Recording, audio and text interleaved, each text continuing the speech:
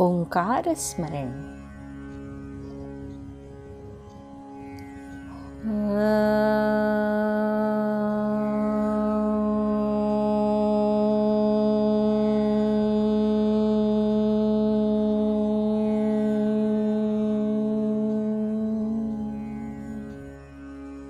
दोस्तों, आज की एक बहुत ही बढ़िया सी प्रेरक कथा का शीर्षक है हृदय की विशालता।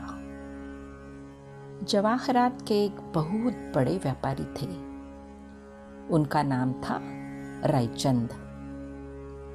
उनकी ईमानदारी दूर दूर तक विख्यात थी।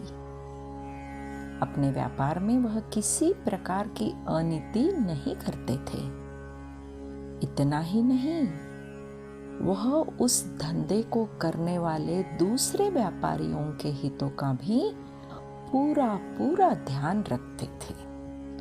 एक बार की बात है, उन्होंने किसी व्यापारी से सौदा किया कि वह रायचंद भाई को कुछ जवाहरात दे दे। उन जवाहरातों का भाव तय हो गया और यह भी तय हो गया कि वह अमुक समय के भीतर उस आदेश की पूर्ति कर देगा। इसकी लिखा पढ़ी हो गई और दस्तावेज पर दोनों पार्टियों के हस्ताक्षर हो गए। संयोग से इस अवधि में जवाहरात का भाव बढ़ गया। इस भाव पर यदि वह व्यापारी माल देता तो उसे भारी हानि हो जाने की संभावना थी।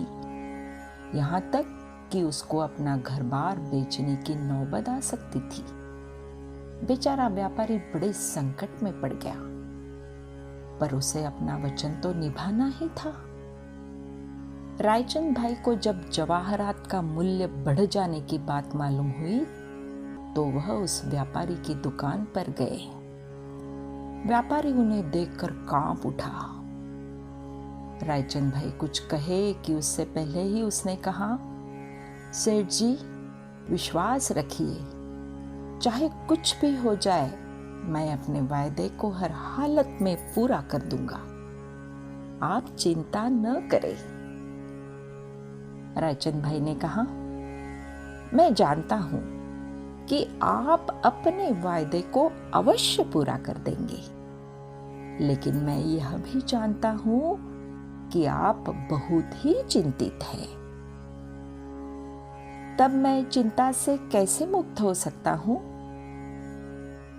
देखिए, हमारी चिंता का मुख्य कारण वह दस्तावेज है जिस पर हम दोनों ने हस्ताक्षर किए हैं। यदि इस दस्तावेज को नष्ट कर दिया जाए तो चिंता का अपने आप अंत हो जाएगा। व्यापारी ने कहा, नहीं नहीं सेठ जी, ऐसा करने की जरूरत नहीं है। मुझे 2 दिन का समय दे दीजिए, केवल 2 दिन का समय। पर रायचंद भाई एक क्षण को भी नहीं रुके। उन्होंने दस्तावेज को निकाला और उसके टुकड़े टुकड़े करते हुए उसको फेंक दिया। यह करार हमारे हाथ पैर बांधता था। इस सौदे में भाव बढ़ जाने से मेरे 60-70 हजार रुपए आपकी ओर निकलते हैं। आपकी वर्तमान स्थिति में जानता हूं, कहां से देंगे इतनी बड़ी राशि? मेरे भाई, मैं दूध पी सकता हूं, खून नहीं। व्यापारी अवाक रह गया।